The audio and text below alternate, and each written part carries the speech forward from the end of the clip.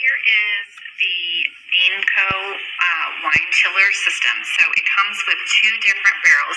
You can see this one, you can kind of tell I just got it out of the freezer. So these two parts go into the freezer, and then it screws into this top part here. So it's got the aerator built into it, and this is the stopper that meets with the wine, and then it's got a little stopper. So you put it in your wine bottle and push it down, and then this is kind of your stopper there. But you let it sit and it chills your wine bottle.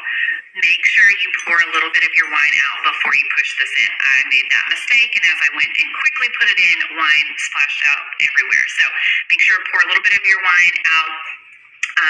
It goes in the freezer for up to an hour, and then it's ready to chill your wine, and then you can just pop it off. It does come with this little bag that you can keep it in. It's got a nice little opener there, but this has been very nice. It's so many pieces all in one for your wine to help keep it at room temperature. I've used this for about 2 weeks now. Absolutely love it. Definitely recommend it. It's a great way to keep your wine chilled at the right temperature without making it watered down or too cold by putting the whole bottle of wine into the refrigerator. Definitely think you'll enjoy this. 10 out of 10 must have.